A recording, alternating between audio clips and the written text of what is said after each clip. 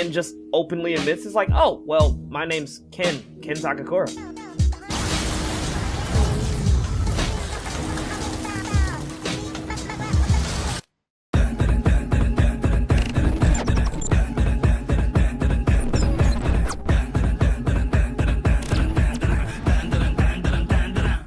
So boom, we lock in with episode 2, ladies and gentlemen. Where we left off, Momo figures out that Ken, well, he's that nigga, Ken, so she's trying to figure out how could she just fall in love with that type of man in this type of situation, and she's already spazzing.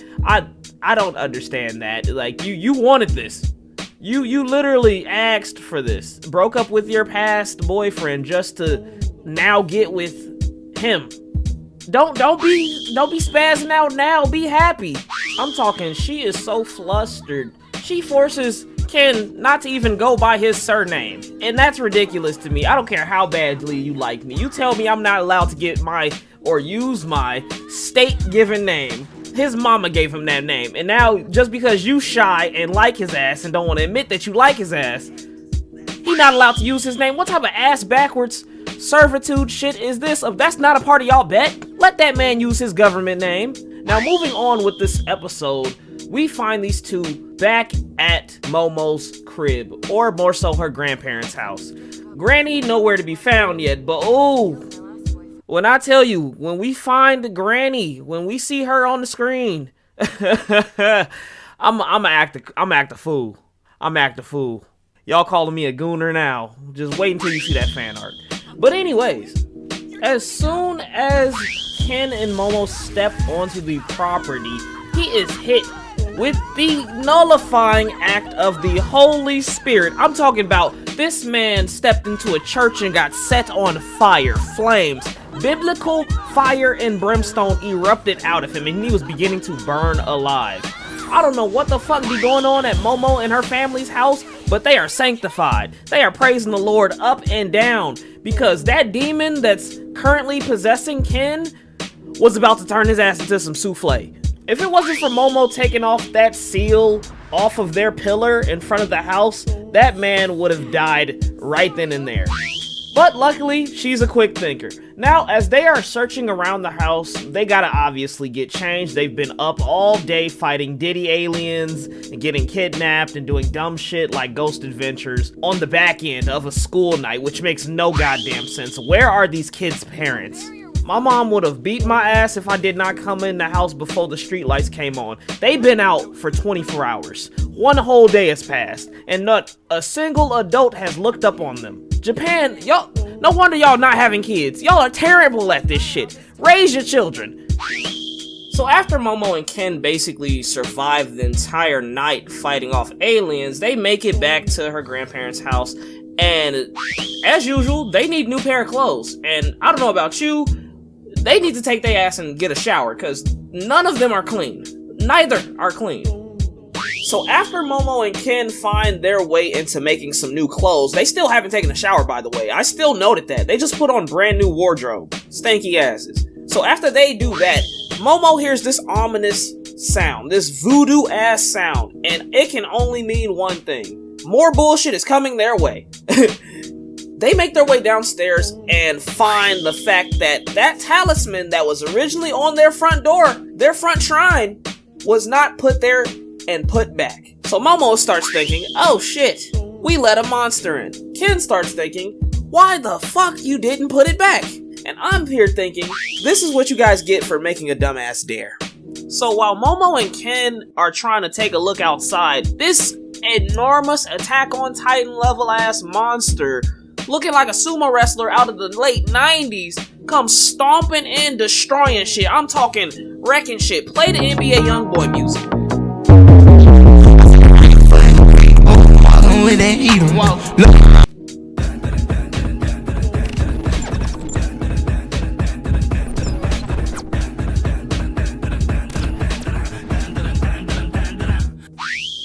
So while Momo and Ken are fighting for their goddamn life, they think of the bright idea, well, Momo in particular thinks, hey, this monster might seem to be of, sumo denomination. It seems to be fighting us like a sumo wrestler. Why don't we play by the rules of sumo? And Ken, being the smart one, is like, you dumbass, how the fuck are we supposed to fight a giant sumo monster? Seeing as that's the only feasible plan for these two to deal with, Momo concocts the decision to just go for it, while Ken is like, yo, let me use my powers. I will try my best. She literally flings this motherfucker at him. I'm not joking. She throws him like a baseball. Like Striker pitched his ass. And I don't know how he did not break his neck, but that superpower has to be God tier. I need that power level. After sending Ken flying like a goddamn cannon, he actually does some damage. I'm not surprised, being as, you know, that Turbo Granny superpower is like munching on niggas for some reason. Odd superpower if you ask me, but like, biting always works in a fight, so why not? And like a goddamn gymnast, this sumo just won't go down. Did he just regrow his appendages? Excuses, right hand on the Bible. God can strike me down if I'm lying. That motherfucker's cheating! Momo gets snatched up like a bag of just hot air and gets flung right back into the barrier. Surprisingly, I did not know he was gonna do this when it first happened, but he just chucked her ass. How does a regular human, I don't care if she has superpowers and then she can speak to the dead, communicate with the undead and all that other bullshit. How the fuck did he not die? And right next thing happens, he gets to piecing her ass up. I'm talking hit her in her ass with the Mike Tyson, Chris Brown in her shit. Left, right, just beating the brakes off her into that barrier.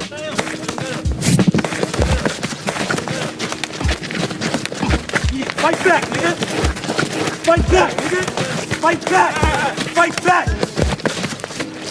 And Ken is losing his mind, like, bitch, if you don't tag me in. She's like, nah, I got this. This my ones. I'm rocking his shit. Watch this. While that sumo is beating the brakes off of Momo, he is deepening the impact with the barrier and that wall just slightly enough to where she doesn't die and she actually gets it out of the barrier. And it's up and it's stuck. Because one thing Momo don't like is cheaters. You saw in the last clip, they ripped that man's arm off. And he fell.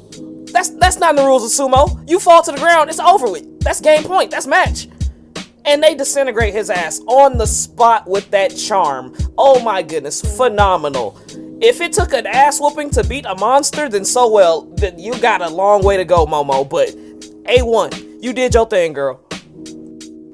And just like that, it is over with. The monster is out of here. Ken, Momo are safe and sound for now, because who knows? Episode 3, more weird shit finna pop off. And just like that, as soon as they think they are safe, Momo fucking passes out. Come on, girl. Mission failed. We'll get them next time. You get your ass beat one time and you pass out. Ken starts turning into a demon, and that's the episode. Holy shit. So that was episode 3, and I have to say, it's just getting better and better from here. From the Diddy Alien attack episode to fucking sumo wrestler Kaiju.